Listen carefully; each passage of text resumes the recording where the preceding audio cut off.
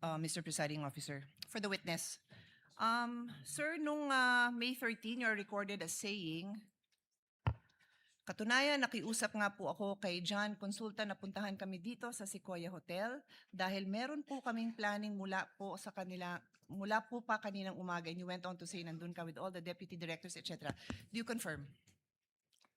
Well, nakausap ko po si John Consulta. No, just confirm, sir. Did you say Yes, I that na talked nandun to- kayo sa Sequoia? Hindi, yun lang. Yung statement Ang na haba yun. po kasi yung statement niyo. I just pasensya need na. you to confirm, did you say that you were in Sequoia? Yes, I talked to Thank you. to So John you are Consulta. confirming. Okay. Yes po. And then later on, dinagdag nyo, wala kami sa Senado, we are on stand down because that's the instructions. Did you also say that? Yes po. Thank you. Meanwhile, in another interview, you then said, mayroon request si GM Veloso to help them secure the area kasi napapansin nila na magulo, labas-pasok.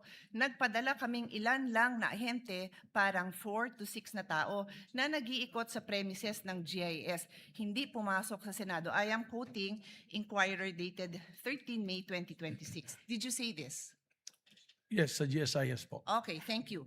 So, I asked now for the kind indulgence. May papa-flash lang ako. It's just a photo, dear colleagues, both parties. Paki-flash lang. So, sabi nyo nasa GSIS. You confirm na nasa GSIS yung Tama mga po. ahente mo.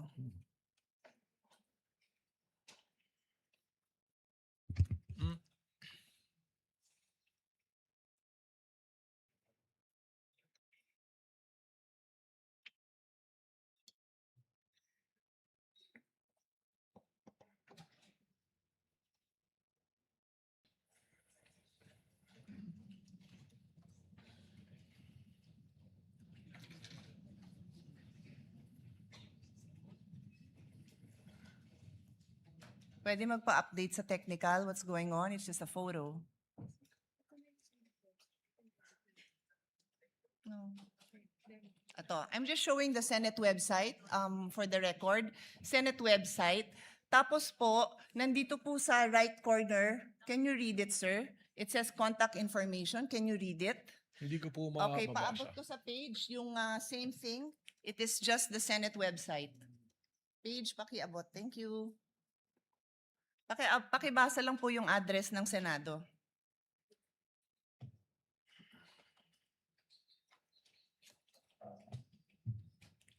Contact information, GSIS Building, JW Jokno Building, Pasay City, 1300 Metro Manila, 632-8552. Okay na po yung phone number, no need. Opo. So pakiulit, ano hong building? GSIS Building. Opo, kasi nag-iisa lang naman ho ang address namin. Umuupa po kami dito sa GSIS. Iisang building lang ho po yun.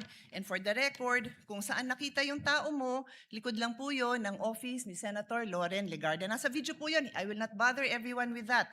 Kung gusto nyo, Presiding Officer, I can, but for now, I won't. Kasama po yun sa area na inuupahan ng Senado sa GSIS. We are paying rent. For the information of all. So yan po ang gusto ko lang ma-establish.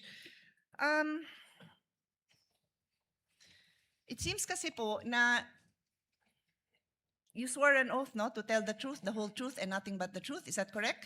Yes po. Thank you very much.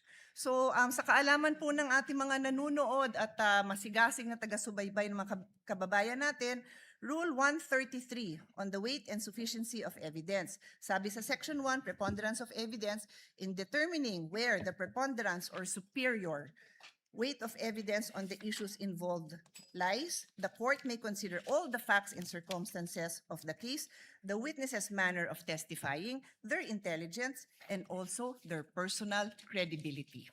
Furthermore,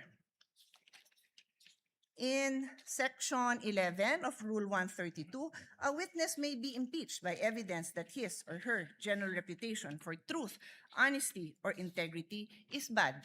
So nag-ring na yung bell, I will be loyal, I will follow this na lang, pero may record pa sana akong papakita. If the body wants, I will show the video na sinabi din po ni NBI Director in interview, wala pong nasaktan, wala pong nangbugbog, but we have a video, alam po ng lahat ng mga kasamahan natin na yung OSAA, yung aming pong personnel, binugbog. May video po tayo niyan. I leave it to the body, I leave it to the presiding officer if we want to take up the time of this court to show that. Yun lang po, maraming salamat.